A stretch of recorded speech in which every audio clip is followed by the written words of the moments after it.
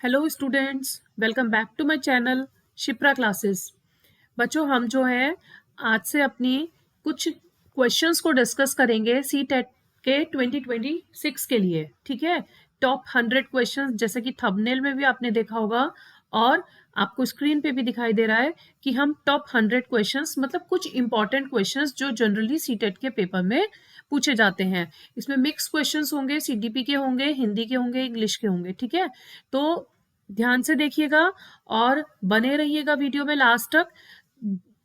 इसको हम कुछ पार्ट्स में करेंगे, एक साथ 100 क्वेश्चंस नहीं करेंगे, क्योंकि एक तो वीडियो लंबी हो जाएगी और फिर अच्छे से समझाया नहीं जा सकता 100 क्वेश्चन को एक ही वीडियो में। ठीक है, तो हम धीरे धीरे समझते हुए 100 क्वेश्चंस को अपने 2-3 पार्ट्स में कवर कर लेंगे।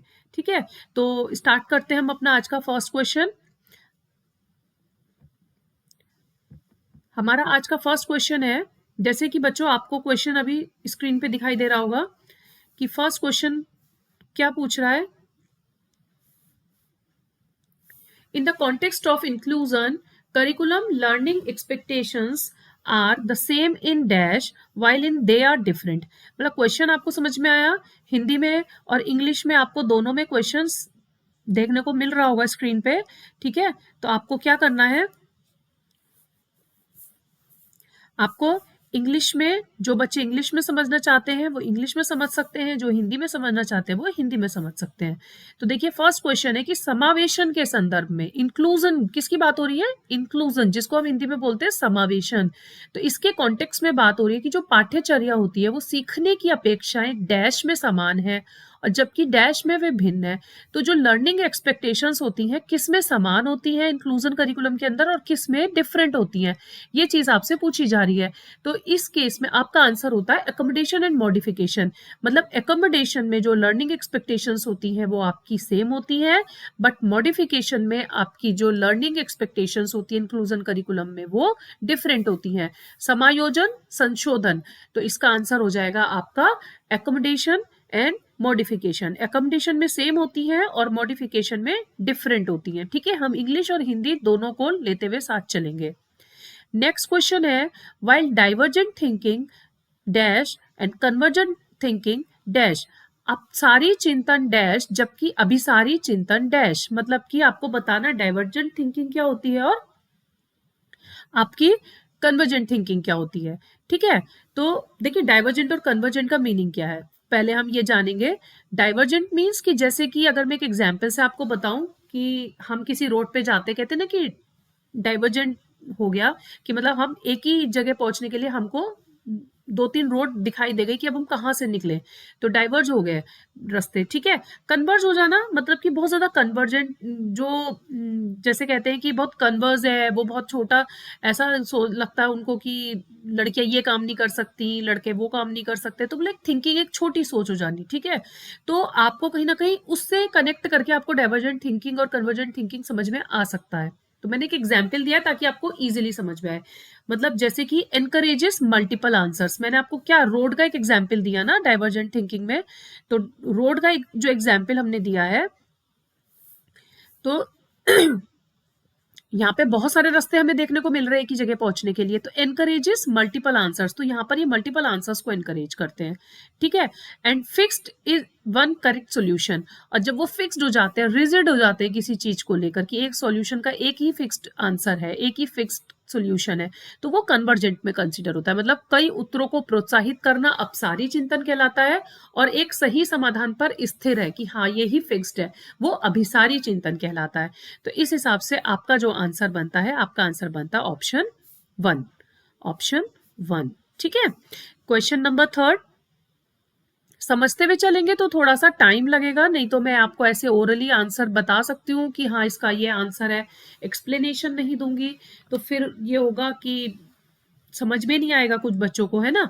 विच of the following statements about inclusive education is not correct. अब आपको इसमें से बताना है कि इंक्लूसिव एजुकेशन को लेके कौन सी स्टेटमेंट करेक्ट नहीं है। समावेशी शिक्षण का अर्थ है ऐसे तरीकों से शिक्षण जो बहिष्कृत ना करे। समावेशी शिक्षण का अर्थ है उस शिक्षा शास्त्र को अपनाना जो सभी शिक्षार्थियों की आवश्यकताओं का समर्थन करता है। एक समावेशी कक्षा भाषा शैली में अंतर को समायोजित करती है और सहयोग को बढ़ावा देती है। अभी तक हमें तीनों ऑप्शन में कुछ अच्छा देखने को मिल रहा है कि मतलब जिसमें हम एक मिलजुल कर काम कर रहे हैं, ठीक है। फोर्थ ऑप्शन में क्या है, निश्चित पाठ्यचर्या और मानक मूल्यांकन के आसपास ही एक समावेशी कक्षा का केंद्र होता है। मतलब इंक्लूसिव क्लासरूम जो होती है सेंटर्स अराउंड फिक्स्ड करिकुलम और स्टैंडर्ड असेसमेंट होता है, ऐसा नहीं है वहां पर सब चीजों को एक साथ लेके चला जाता है। यहाँ पे एक निश्चित पाठ्यचर्या नहीं होती है। आपको इसमें से ये बताना था कौन सा सही नहीं है। तो inclusive classroom centres around fixed curriculum and standard assessment is your answer. तो fourth one is your answer. Next question assertion reason का क्वेश्चन है, childhood is experience differently by children across cultures. Reason दिया है children's development is universal. तो अब आपको बताना है इसमें से करेक्ट आंसर क्या है, ठीक है। तो बच्चों द्वारा जो बचपन अलग अलग संस्कृतियों में अलग अलग तरह से अनुभव किया जाता है। क्यों? क्योंकि बच्चों का विकास सार्वभौमिक है, जो चिल्ड्रन का डेवलपमेंट है वो यूनिवर्सल है। तो यहाँ पर क्या है, रीजन तो सही है but children's development is universal, ये रीजन आपका गलत हो गया। तो इस वजह से आपका जो है ऑप्शन 3 करेक्ट हो गया। A is true but R is false. बच्चों का विकास सार्वभौमिक है, ये गलत हो गया, ठीक है। Next question, question number 5, according to attribution theory, Hindi में देख लीजिए एक बार, अभिप्रेरणा के आरोपण सिद्धांत के अनुसार निम्नलिखित में से किससे लगातार कोशिश और बेहतर प्रदर्शन की संभावना है। कि एट्रीब्यूशन थ्योरी के हिसाब से जो मोटिवेशन होता है, which of the following is more likely to result is persistent effort and improve performance. ठीक है, कि internal attribution for success and external attribution for failure, and external attribution for success and internal attribution for failure, internal attribution for failure as well as success, असफलता और सफलता दोनों के लिए आंतरिक आरोपण। तो आपकी जो अभिप्रेरणा के आरोपण सिद्धांत के अनुसार लगातार कोशिश और बेहतर प्रदर्शन की संभावना है कि असफलता और सफलता दोनों के लिए आंतरिक आरोपण। की एट्रीब्यूशन थ्योरी ये बताती है कि आपको इंटरनली ही अपने आप को सक्सेस और फेलियर दोनों के लिए आंतरिक आरोपण रखना है। तो ये आपका ऑप्शन हो गया third. Question number 6, next question है, क्वेश्चंस थोड़े लेंदी हैं तो टाइम लग रहा है बच्चों, तो ध्यान से सुनिएगा, समझिएगा। Reasoning, thinking and problem solving are explained in which aspect of development. हम रीजनिंग, थिंकिंग और प्रॉब्लम सॉल्विंग जो है वो किस एस्पेक्ट ऑफ डेवलपमेंट में एक्सप्लेन करते हैं? Social development, cognitive development, moral development and motor development. ठीक है, इन चारों में से आपको बताना है कि तर्क, चिंतन और समस्या समाधान की व्याख्या की जाती है किस पहलू पे की जाती है, गतिक, नैतिक, सामाजिक या संज्ञानात्मक। ठीक है, तो आपको बताना इसका आंसर होता है कॉग्निटिव। देखिए कॉग्निटिव क्यों है, संज्ञानात्मक क्यों है, क्योंकि यहाँ पे थिंकिंग की बात हो रही है। जहाँ थिंकिंग की, प्रॉब्लम सॉल्विंग की, रीजनिंग की बात आती है तो आप ध्यान दीजिएगा वहां पर आपको आंसर कॉग्निटिव, संज्ञानात्मक ही देना है। ठीक है, तो ऑप्शन 6, क्वेश्चन 6 का ऑप्शन हो गया 2 correct. Next question, question number 7 है, लेव वाइगोत्स्काय proposes that dash is important for self regulation in children। तो लेव वाइगोत्स्की प्रस्तावित करते हैं कि डैश बच्चों में स्व नियमन के लिए महत्वपूर्ण है। क्या? Inner speech. लेव वाइगोत्स्काय में किसकी बात हुई है? इनर स्पीच की। ठीक है, तो inner speech is important for self regulation in children. तो आप लेव वाइगोत्स्की का नाम याद रखिएगा। Next question, question number 8, which of the following statement is not correct about learning. Learning के से रिलेटेड इसमें से कौन सी जो स्टेटमेंट है वो करेक्ट नहीं है, वो आपको बतानी है। ठीक है, learning depends on learners previous knowledge, yes. Learning implies reorganization of prior conceptual schemas, yes. Learning is facilitated by social action, yes. Learning is a product rather than a process। learning एक product है process की जगह, तो ये तो गलत है। तो आपका ऑप्शन हो जाएगा 4 करेक्ट। ठीक है, नेक्स्ट क्वेश्चन, क्वेश्चन नंबर 9 है, problem solving is fostered by, problem solving is fostered by divergent thinking. अभी हमने पीछे इधर देखा था ना कि प्रॉब्लम सॉल्विंग निम्नलिखित में से कौन सा कारक समस्या समाधान को बढ़ावा देता है? अब सारी चिंतन, डाइवर्जेंट, क्योंकि आपको इससे कई सारे आंसर्स देखने को मिलते हैं, तो ये आपका क्या है? प्रॉब्लम सॉल्विंग को और बढ़ावा देता है। ठीक है। नेक्स्ट क्वेश्चन नंबर 10 है,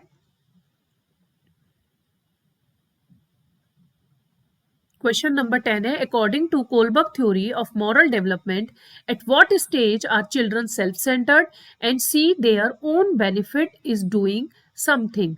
ठीक है, तो कोलबर्ग के नैतिक विकास सिद्धांत के अनुसार किस स्तर पर बच्चे आत्म केंद्रित होते हैं और किसी कार्य को करने में अपना ही लाभ देखते हैं।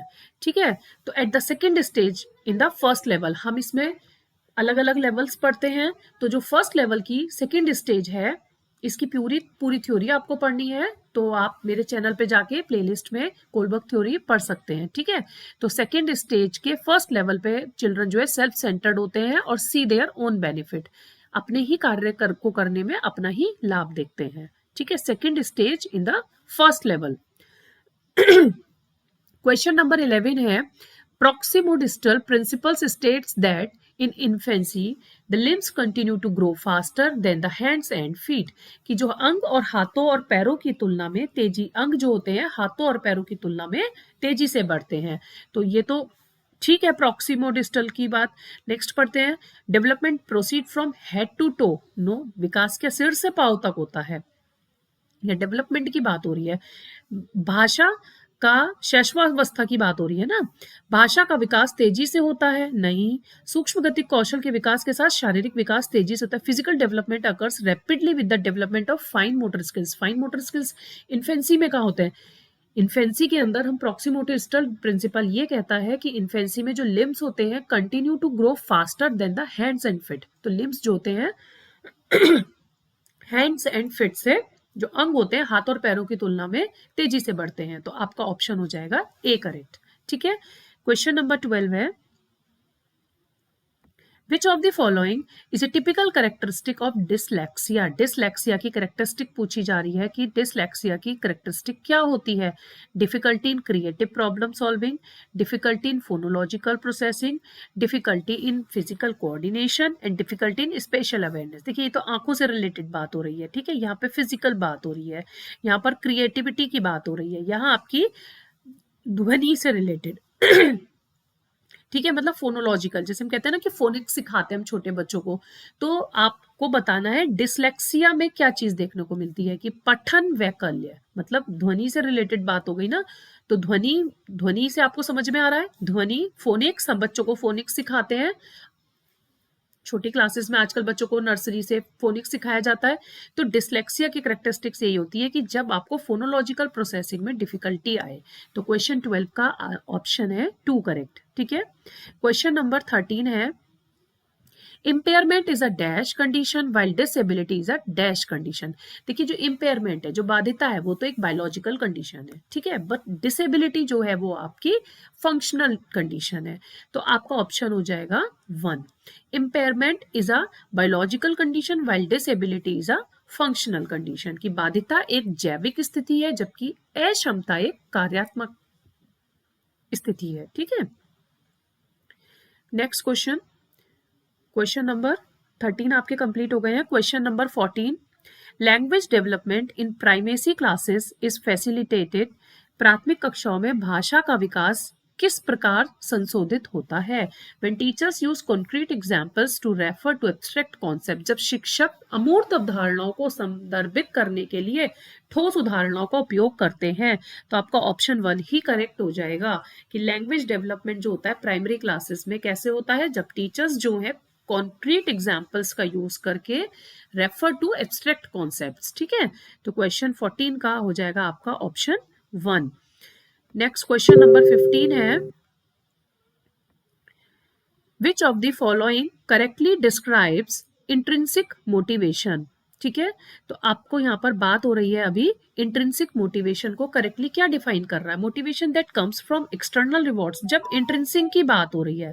ठीक है, तो इट मीन्स कि इंटरनल बात हो रही है, तो जो comes from personal enjoyment of the task. देखिए जो अपने अंदर से मोटिवेशन होता है ना, तो हम उस काम को करते हैं जिस काम को हमें करने में मजा आता है या हमें अच्छा लगता है।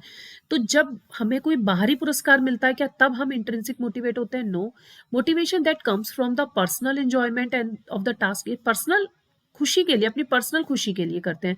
Motivation that comes from competition with others, जब हम दूसरों से कॉम्पिटिशन करते हैं क्या तब ऐसा होता है? No. Motivation that comes from a fear of punishment, क्या जब हमें पनिशमेंट का डर होता है तब हम इंट्रिंसिक मोटिवेट होते हैं? नहीं। तो इट मीन्स जब हमें अंदर से खुशी मिलती है तब हम motivation that comes from personal enjoyment of the task. तो इसका आंसर हुआ ऑप्शन 2। तो आज आपके जो है 15 क्वेश्चन मैंने कवर कराए हैं। टाइम इसलिए ज्यादा लगा क्योंकि हमने अच्छे से उसको एक्सप्लेन भी किया है कि उसका आंसर क्यों है वो, ठीक है। नहीं तो मैं आपको डायरेक्टली बता सकती थी क्वेश्चन पढ़ के कि इसका आंसर ये है, ठीक है। तो अभी आपके क्वेश्चन होते हैं 15 कंप्लीट। नेक्स्ट क्वेश्चन 16 से हम नेक्स्ट वीडियो में कवर करेंगे। तो बने रहिएगा मेरे साथ। वीडियोस पसंद आती जाए तो मेरे चैनल को लाइक शेयर एंड सब्सक्राइब कीजिएगा, मुझे भी मोटिवेशन मिलेगा। ये मेरी इंट्रिंसिक मोटिवेशन ही है कि मुझे खुशी मिलती है कि मतलब मैं आपकी हेल्प कर पाऊँ, क्योंकि अभी क्या है, जो मैंने पढ़ाई करी, जब मैंने मेहनत करी तो मुझे भी लगता था कि कोई मुझे सपोर्ट करे, ठीक है। अभी अगर मैं सीटेट क्वालिफाई कर चुकी हूँ, सीटेट 1 एंड सीटेट 2 बोथ, तो अभी मुझे लगता है कि अब मुझे अपने जूनियर्स की, जो बच्चे अभी सीटेट में बैठने वाले हैं, उनको कहीं भी मेरी हेल्प की ज़रूरत है। तो प्लीज़ डेफिनेटली मुझे बताइए। और भी किसी टॉपिक पे पर्टिकुलर आपको किसी सब्जेक्ट पे वीडियो चाहिए तो प्लीज़ मुझे बताइए। वीडियो को लाइक शेयर एंड सब्सक्राइब जरूर कीजिएगा। And thank you for watching.